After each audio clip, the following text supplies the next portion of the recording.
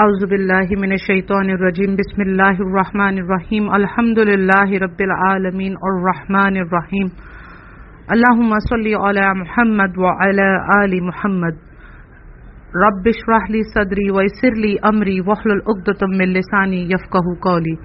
السلام علیکم ورحمۃ اللہ وبرکاتہ۔ آج سورہ بقرہ کی تفسیر ہم کریں گے آیت نمبر 75 سے لے کر آگے تک جہاں تک اللہ چاہے گا۔ ہم کوشش کرتے ہیں 10-11 زیادہ سے زیادہ 12 آیات تک کی تفسیر کریں تاکہ اتنی زیادہ نہ ہو جائے، کرنے میں اور سننے میں بھی آسانی ہو۔ تو ترجمے میں آگے پیچھے 1-2 آیات ہو سکتی ہیں، جیسے کہ میں نے آپ کو بتایا تھا، کیونکہ ترجمہ ام حیات وہاں سے بھیجتی ہیں اور میں الگ سے تفسیر کرتی ہوں، تو میں پہلے سے تفسیر بنا کر رکھ دیتی ہوں جب ٹائم نکال کر، تو مجھے ایگزیکٹلی پتہ نہیں ہوتا کیونکہ وہ بعد میں کرتی ہیں، ترجمہ شیئر کرتی ہیں، تو میں پہلے سے ہی بنا کر رکھ دیتی ہوں، تو اس وجہ سے تھوڑا سا آیات میں آگے پیچھے ہوتا ہے، لیکن وہ تفسیر میں کور ہو جاتا ہے کہ اگر ترجمہ سمجھے 10 آیات کا آیا اور میں نے تفسیر 9 آیات کی بھیج دی ہے تو وہ اگلے تفسیر میں کور ہو جاتی ہے۔ ہم آیت نمبر 75 سے شروع کرتے ہیں۔ مسلمانوں، کیا تمہاری خواہش ہے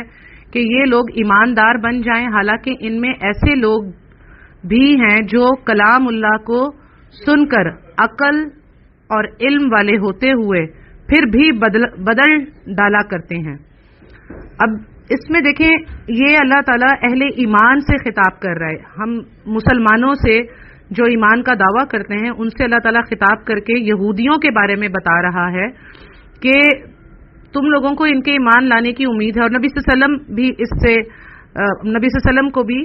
مخاطب کیا کر کے کہا جا رہا ہے کہ آپ ان کے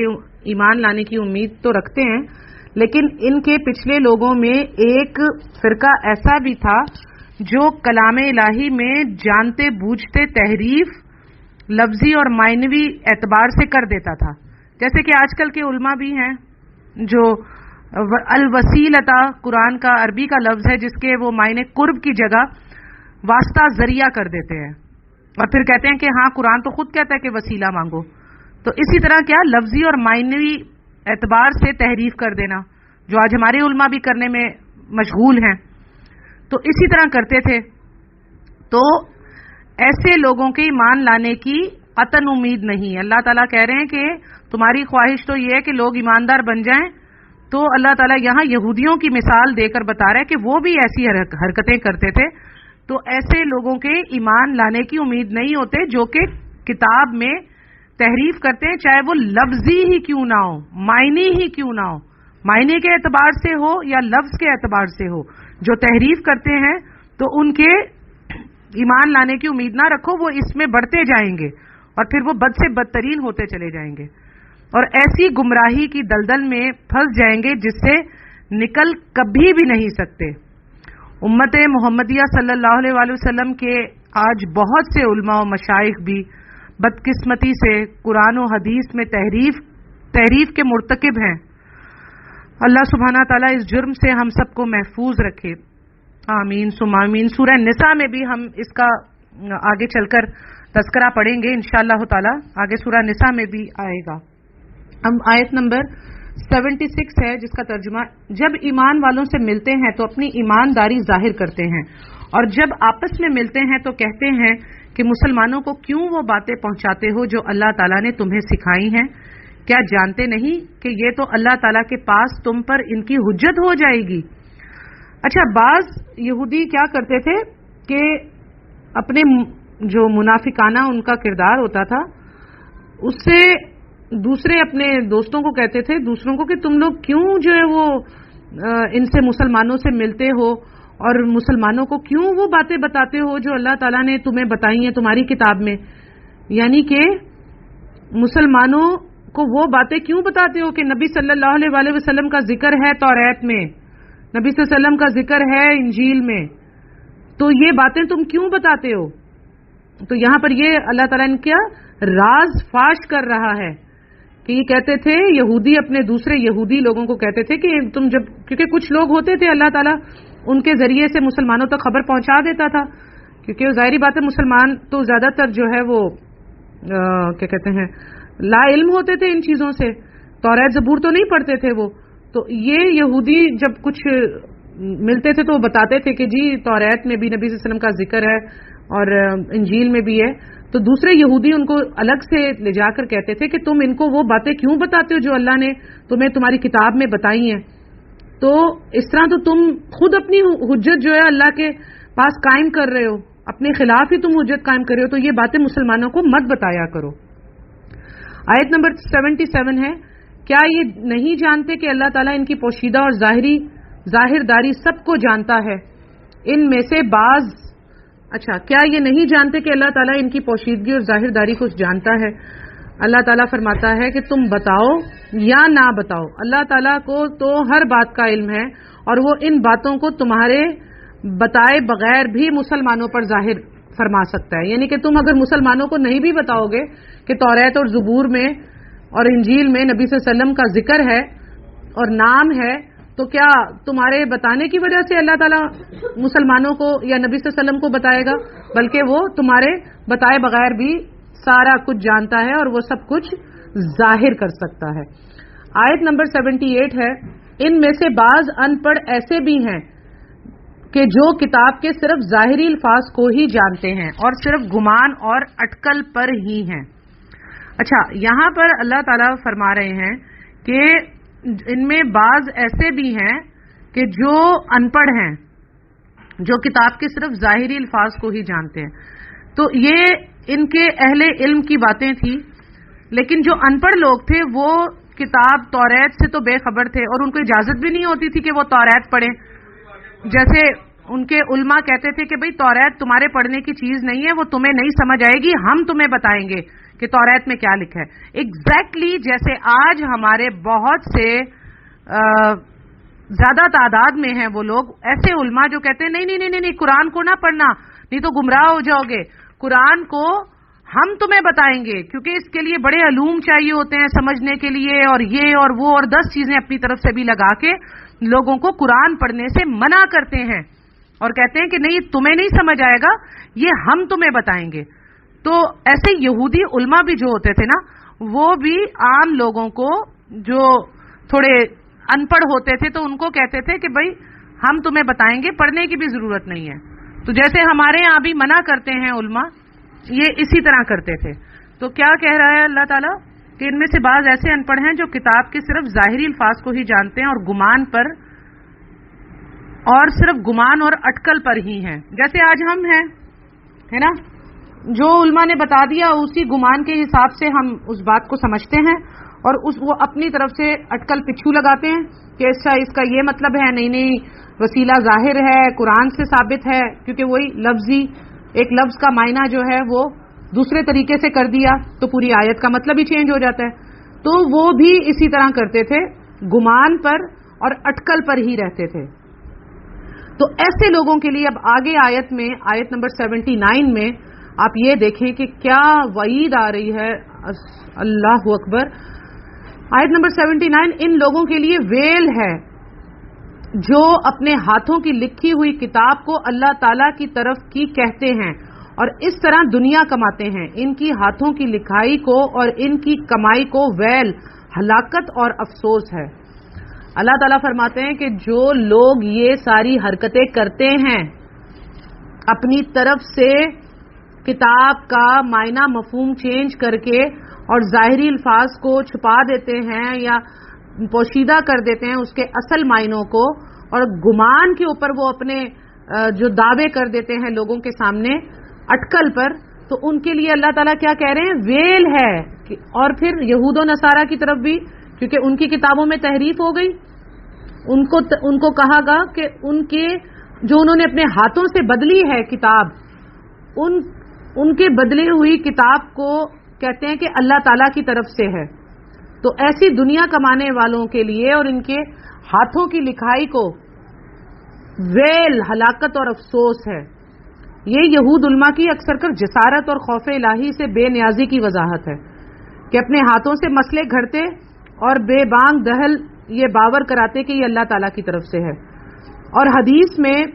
ترمذی میں آیا ہے کہ ویل جو ہے نا وہ جہنم کی ایک وادی بھی ہے جس کی گہرائی اتنی ہے کہ ایک کافر کو اس کی تہ تک گرنے میں 40 سال لگیں گے۔ اللہم اجرنا من النار۔ تو اس میں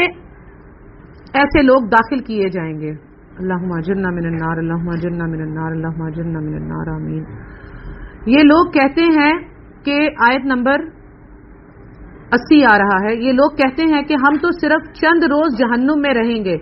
ان سے کہو کیا تمہارے پاس اللہ تعالیٰ کا کوئی پروانہ ہے؟ اگر ہے تو یقیناً اللہ تعالیٰ اپنے وعدے کے خلاف نہیں کرے گا.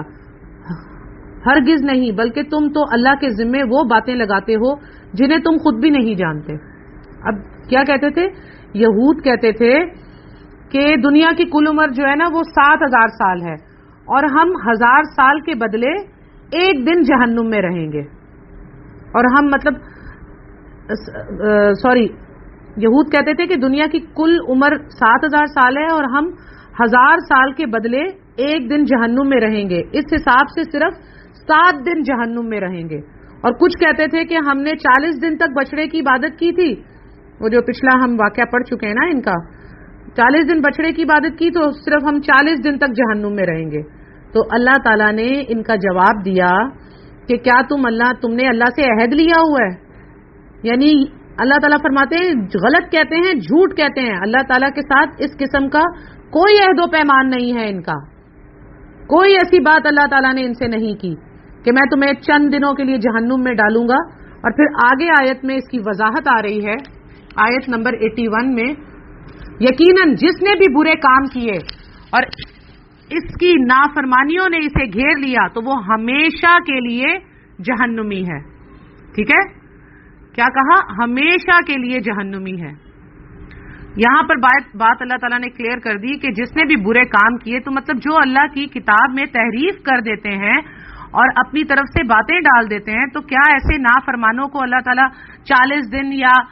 1000 سال کے بدلے میں ایک دن جہنم میں رکھے گا؟ نہیں. اللہ نے کہا جو بھی برے کام کرے گا، کفر اور شرک کرے گا، تو اس کے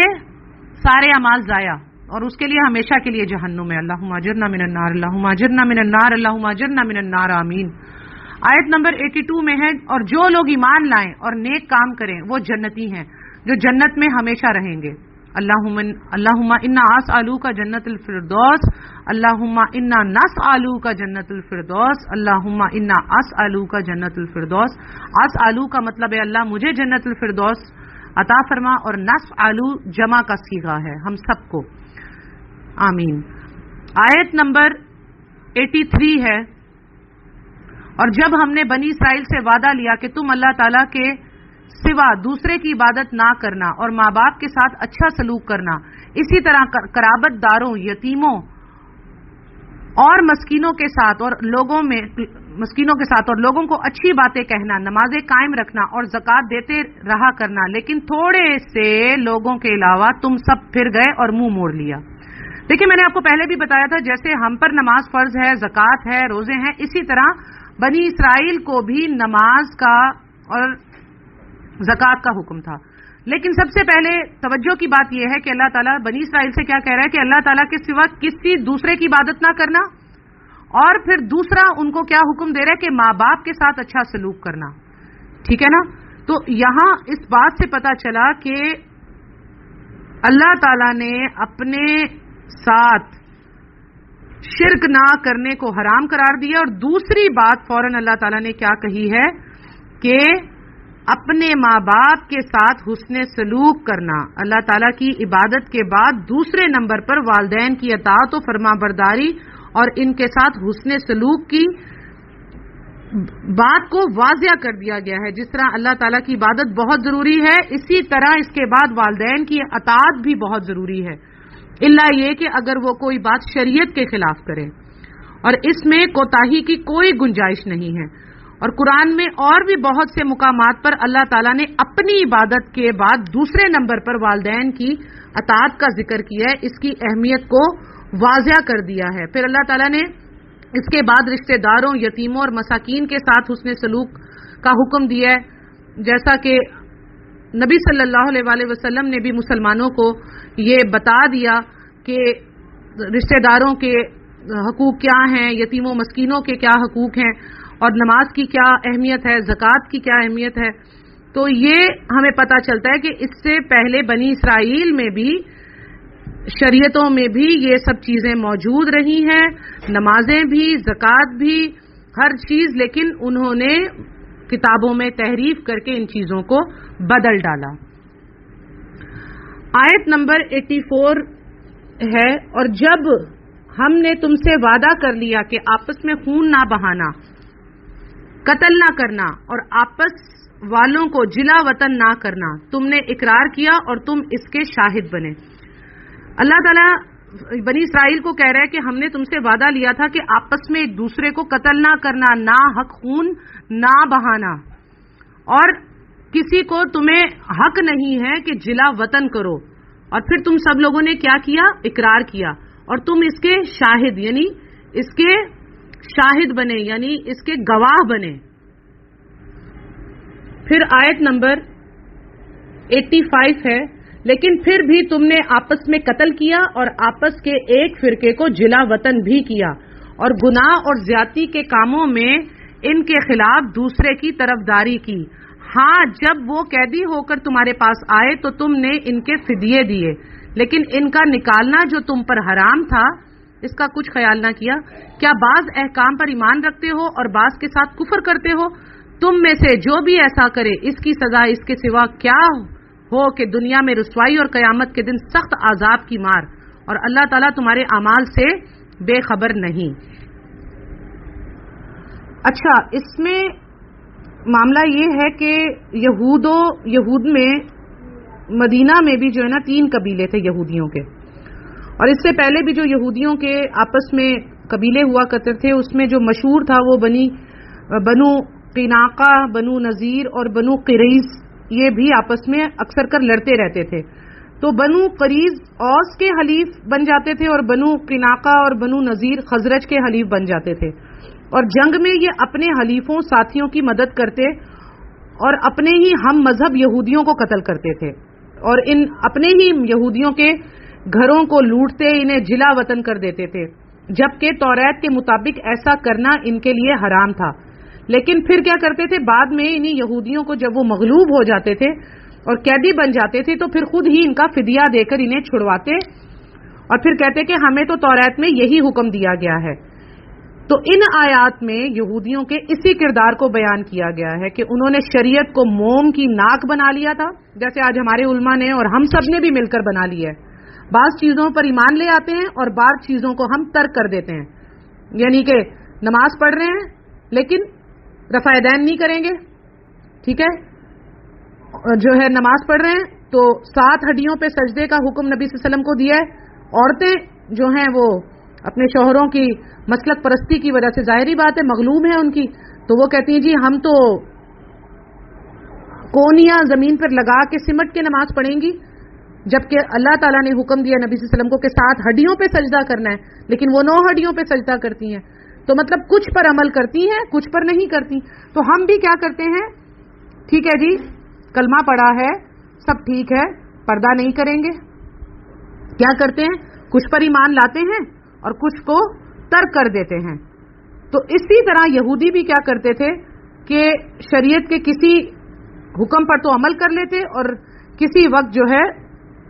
باقی کو اہمیت ہی نہ دیتے، اور اسی طرح ایک دوسرے کو قتل کرتے اور ملک بدل کرتے۔ تو یہ سب کرنے کے بعد وہ پھر فدیہ دے کر چھڑا بھی لیتے اور کہتے کہ اس کا حکم تو جو ہے وہ توریت میں ہے، جبکہ اگر وہ پہلے ہی جو حرکتیں کرتے تھے، قتل و غارت، لوٹنا اور ملک بدر کرنا، اگر یہ نہ کرتے تو ان کو فدیہ دے کر چھڑانے کی نوبت ہی نہ آتی۔ سمجھ گئے کہ یہ معاملہ تھا ان کا۔ پھر آیت نمبر 86 ہے، یہ وہ لوگ ہیں جنہوں نے دنیا کی زندگی کو آخرت کے بدلے خرید لیا ہے، ان کے نہ تو عذاب ہلکے ہوں گے اور نہ ان کی مدد کی جائے گی۔ اب یہ معاملہ یہ ہے کہ یہ لوگ کیا کرتے تھے کہ شریعت کے کسی حکم کو مان لیتے اور کسی کو نظر انداز کر دینے کی یہاں پر اللہ تعالیٰ سزا بیان کر رہے ہیں کہ اس کی سزا دنیا میں عزت و سرفرازی کی جگہ کیا ہوگا؟ ذلت اور رسوائی۔ کس کی وجہ سے؟ مکمل شریعت پر عمل نہ کرنے کی وجہ سے ذلت اور رسوائی، اور آخرت میں ابدی نعمتوں کے بجائے سخت عذاب۔ اس سے معلوم ہوا کہ اللہ کے ہاں وہ اطاعت مقبول ہے جو مکمل ہو، بعض باتوں کا مان لینا، ان پر عمل کر لینا، اللہ کے ہاں اس کی کوئی اہمیت نہیں۔ یہ آیت ہم مسلمانوں کو بھی دعوت فکر دے رہی ہے کہ کہیں مسلمانوں کی ذلت اور رسوائی کی وجہ بھی مسلمانوں کا یہی کردار تو نہیں؟ ہمیں سوچنا چاہیے۔ اللہ سبحانہ تعالی ہمیں مکمل قرآن پر عمل کرنے کی توفیق عطا فرمائے، احادیث کے مطابق اپنی زندگیوں کو گزارنے کی توفیق عطا فرمائے، آمین۔ اب آیت نمبر 87 ہے کہ ہم نے حضرت موسیٰ علیہ السلام کو کتاب دی اور ان کے پیچھے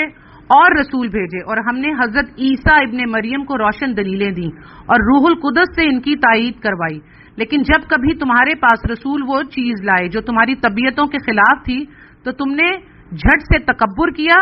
اور بعض کو تو جھٹلا دیا اور بعض کو قتل بھی کر ڈالا۔ اچھا، اب یہاں دیکھیں کہ اب حضرت عیسیٰ ابن مریم کا ذکر شروع ہو رہا ہے، اور اللہ تعالیٰ فرما رہے ہیں کہ ہم نے حضرت موسیٰ کے بعد جو ہے وہ بہت سے رسول بھیجے اور ان کو روشن دلیلیں دی، یعنی کتاب کے ساتھ بھیجا، تو جس میں سے حضرت عیسیٰ ابن مریم ان کو بھی ہم نے روشن دلیلیں دی، یعنی کہ ان کو ایسے معجزے عطا کیے کہ مردوں کو زندہ کر دیتے تھے، کوڑوں اور اندھوں کو جو ہے وہ آنکھوں کی روشنی دے دیتے تھے، کوڑوں کو صحت دے دیتے تھے اللہ کے حکم سے، تو یہ ان کو ساتھ میں معجزے بھی دی، اور روح القدس سے ان کی تائید فرمائی۔ روح القدس سے مراد ہے حضرت جبرائیل امین، روح الامین بھی کہا گیا انہیں قرآن میں آگے، اور روح القدس بھی حضرت جبرائیل امین کو کہا گیا، لیکن عیسائی جو ہیں وہ روح القدس سے ایک کا تین، تین کا ایک، اور الٹی سیدھی جو ہے وہ باتیں اخذ ان کے علماء نے جو کی ہیں، ہاتھوں سے تحریف کی ہے، وہ بناتے رہتے ہیں۔ بہرحال اس سے مراد حضرت جبرائیل امین ہے، ان سے تائید بھی کروائی، لیکن کیا کہا؟ بنی اسرائیل کو مخاطب کر کے کہا لیکن جب کبھی تمہارے پاس رسول وہ چیز لائے جو تمہاری طبیعتوں کے خلاف تھی، تم نے جھٹ سے تکبر کیا اور بعض کو تو جھٹلا دیا اور بعض کو قتل بھی کر ڈالا۔ یعنی کہ جب بھی رسول کوئی چیز تمہارے پاس لاتے، معجزے بھی دکھاتے، اور وہ تمہاری طبیعتوں کے خلاف ہوتی، یعنی کہ تمہارے جو من پسند ہٹ دھرمی کے خلاف ہوتی تھی، تو تم کیا کرتے تھے؟ بہانے بنا کر ان کو جھٹلا دیتے تھے کہ یہ جھوٹے ہیں، یہ کوئی پیغمبر نہیں ہے، جیسے کہ یہودیوں نے حضرت عیسیٰ علیہ السلام کو جھٹلایا کہ یہ پیغمبر نہیں ہے، اور پھر ان کو اسی طرح کی ایکسکیوز بنا کر قتل بھی کروا ڈالا۔ تو اس سے پہلے بھی یہ لوگ حضرت عیسیٰ علیہ السلام سے پہلے بھی یہ جسارت کر چکے ہیں، حضرت زکریا علیہ السلام کو انہوں نے قتل کیا، اور پھر انہوں نے ان کے بیٹے حضرت یحییٰ علیہ السلام کو بھی قتل کیا، اور انہوں نے اپنی طرف سے تو حضرت عیسیٰ علیہ السلام کو بھی سولی پر چڑھا دیا تھا، لیکن جو کہ آگے جا کر ہم پڑھیں گے کہ نہ انہیں سولی دی گئی اور نہ انہیں قتل کیا گیا، بلکہ اللہ نے انہیں اپنی طرف اٹھا لیا۔ اب آیت نمبر 88 کا ترجمہ ہے کہ یہ کہتے ہیں کہ ہمارے دل غلاف والے ہیں۔ کون؟ بنی اسرائیل، یہود یہ کہتے ہیں کہ ہمارے دل غلاف والے ہیں۔ نہیں، بلکہ ان کے کفر کی وجہ سے انہیں اللہ تعالیٰ نے ملعون کر دیا ہے، ان کا ایمان بہت ہی تھوڑا ہے۔ اب کیا کہتے تھے کہ یعنی ہمارے دلوں پر جو ہے نا وہ اے محمد صلی اللہ علیہ وسلم آپ کی باتوں کا کوئی اثر نہیں ہوتا، جیسے کہ آگے بھی قرآن میں آپ پڑھیں گے کہ یہی کہتے تھے کہ ہمارے دل اس دعوت سے پردے میں ہیں جو آپ دیتے ہو نا، نبی صلی اللہ علیہ وسلم کو کہتے تھے کہ جو دعوت آپ دیتے ہو اس سے ہمارے دل پردے میں ہیں، ہم آپ کی باتیں ہمارا دل سنتا ہی نہیں ہے، وہ پردے میں ہے جس کی طرف آپ ہمیں بلاتے ہو، تو ہمارے دلوں پر اس کا کوئی اثر نہیں ہوتا۔ تو اللہ تعالیٰ فرما رہے ہیں یہ کوئی فخر کی بات نہیں، یہ تم ملعون ہو، اور یہ تمہارے ملعون ہونے کی، شیطان ہونے کی علامت ہے، تو بس ان کا ایمان بھی تھوڑا ہے، جو کہ کم ہی لوگ ایمان لائے۔ ہم آگے بھی پڑھیں گے چل کر، سورہ آل عمران میں بھی اس کا ذکر آئے گا کہ ان میں بہت کم ایمان والے ہیں اور اکثر ہی فاسق ہیں، بہت ہی تھوڑے ایمان والے ہیں اور اکثر ہی فاسق ہیں۔ آج ہم نے آیت نمبر سورہ بقرہ کی آیت نمبر 88 تک تفسیر کی ہے، انشاءاللہ پھر اس سے آگے تفسیر کریں گے۔ اللہ تعالیٰ سے دعا ہے کہ ہم نے جو کچھ بھی پڑھا اللہ تعالیٰ اس پر ہمیں عمل کرنے کی، اس سے نصیحت لینے کی توفیق عطا فرمائے، اور اللہ تعالیٰ ہمارے دلوں کو روشن کر دے اپنی کتاب اور نبی صلی اللہ علیہ وسلم کی احادیث کے ذریعے سے، آمین ثم آمین یا رب العالمین۔ السلام علیکم ورحمۃ اللہ وبرکاتہ، وآخر دعوانا